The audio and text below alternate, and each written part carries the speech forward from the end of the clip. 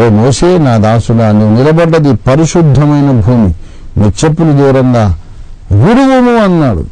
కనుక బోధకులారా, దయచేసి మీరు అన్నయ్యని అనుకోండి, తమ్ముడిని అనుకోండి, మీరు చాలా పెద్దవారైతే మీ కొడుకుని అనుకోండి, చిన్నవాడిని అనుకోండి, దయచేసి మీరు ఏమైనా అనుకోండి, నా మీద మీరు కోపడండి, దయ చూపండి, మీ ఇష్టం. కానీ దేవుని నోరుగా నేను చెబుతున్నాను, దేవుని నోటి బూరగా చెబుతున్నాను. ఎవరు కూడా ఈ షూ వేసుకొని ప్రసంగాలు చేయడం, బూట్లు వేసుకొని ప్రార్థనలు చేయడం లాంటి పనులు మీరు చేయకండి. దేవుని నామానికి అవమానం. రేపు న్యాయపీఠం ఎదురు దేవుడు మిమ్మల్ని లెక్క అడుగుతాడు. Every preacher who is wearing the shoe and preaching and praying will have to give an account. ఎందుకో తెలుసా? That goes directly against the Bible. మీరు ఎంత పెద్ద గిఫ్ట్స్ ఉన్నటువంటి సేవకుడైనా కానివ్వండి, మీకు హీలింగ్ గిఫ్ట్ ఉండొచ్చు, డెలివరెన్స్ మినిస్ట్రీ ఉండొచ్చు, పెద్ద వాక్య పండితులు కావచ్చు, రెవరెండ్ డాక్టర్లు కావచ్చు, I don't care. You are doing something which the Bible has outrightly condemned. దేవుడి వాక్యానికి భిన్నంగా మీరు పనులు చేయకండి. అన్యులు చూసి నవ్వుకుంటున్నారు. అవమానకరంగా తయారైంది ఈ వ్యవహారం. చెప్పులు వేసుకొని ప్రసంగాలు చేయడం ఏంటండి? షూ వేసుకొని ప్రార్థన చేయడం ఏంటి? దేవుడు ఎందుకు చెప్పాడు మోషేకి ఆ మాట?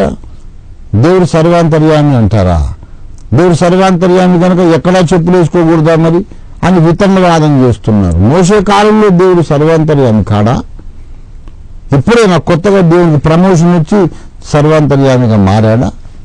అబ్రహాము కాలంలో, మోషే కాలంలో సర్వాంతర్యామి కాడా? ఆనాడు కూడా సర్వాంతర్యామి. మరి ఆ సర్వాంతర్యామి అని దేవుడే చెప్పాడు. నేను ఇక్కడ ఉన్నాను, నువ్వు నిలబడిన పరిశుద్ధమైన భూమి అని చెప్పినవాడు సర్వాంతర్యామి దేవుడే చెప్పాడు నీ చెప్పులు వదిలేయమని. ఊళ్ళో కూడా దేవుడు ఉన్నాడు. ఊళ్ళో తిరిగినప్పుడు దేవుడు చెప్పలేదు, నేను ఉన్నాను ఇక్కడ అంతటా సర్వవ్యాపిని, చెప్పులు తీయమని అనలేదు. హోరేబు కొండకు వచ్చినప్పుడు చెప్పాడు. దేవుని ఆమని ప్రెజెన్స్ వేరు, దేవుని స్పెషల్ పర్సనల్ ప్రెజెన్స్ వేరు. దేవుని సర్వవ్యాపకత్వము వేరు, దేవుని వ్యక్తిగత ప్రత్యేక సన్నిధానము వేరు.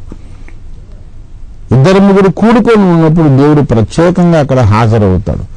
అది ఆ కాసేపు, ఆ కూటమి జరిగినంత కాసేపు ఆ చిన్న స్థలమే సీనాయి కొండతో సమానం, ఒలివల కొండతో సమానం, హోరేబు కొండతో సమానం.